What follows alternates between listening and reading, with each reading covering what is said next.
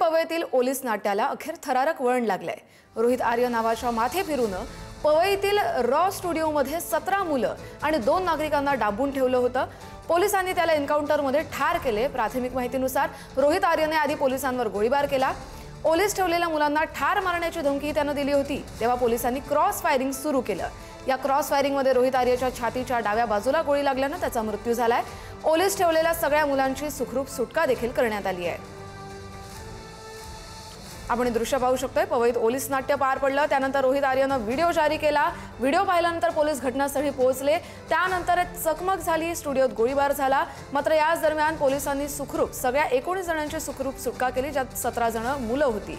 त्यानंतर या चकमकीमध्ये रोहित आर्यचा मृत्यू झालाय।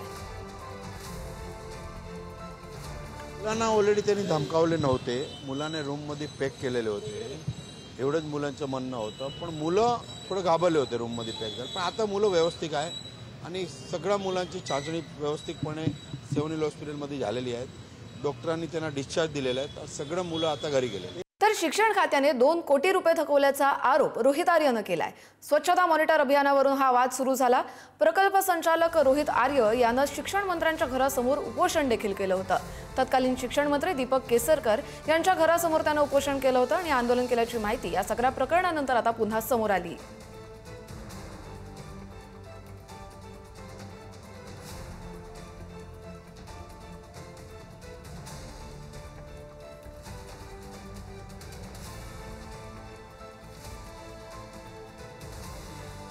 हेच नेमकं प्रकरण काय आहे, त्या संदर्भातली माहिती आपण ग्राफिक्सच्या माध्यमातून पाहूया।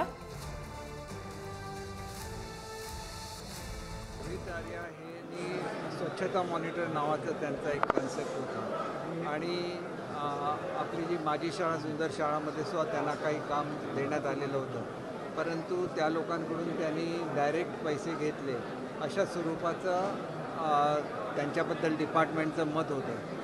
तर हे जे मॅटर आहे ते त्यांनी डिपार्टमेंटशी बोलून सोडवलं पाहिजे, कारण शेवटी सरकारची काम करायची एक पद्धत असते आणि त्या चौकटीमध्ये सर्वांनी काम करायला लागतं। अशा तऱ्हेने कोणाला तरी ओलीस धरणं हे चुकीचं आहे। अप्सरा मीडिया एंटरटेनमेंट नेटवर्क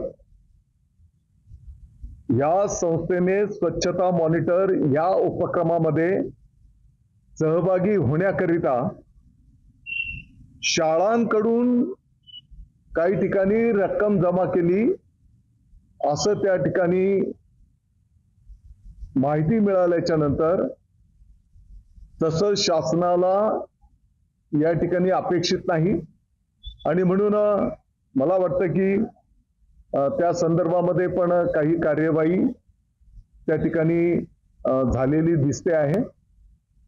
याचा संपूर्ण अहवाल आल्याच्या नंतर आपल्या समोर आम्ही तो ठेवू।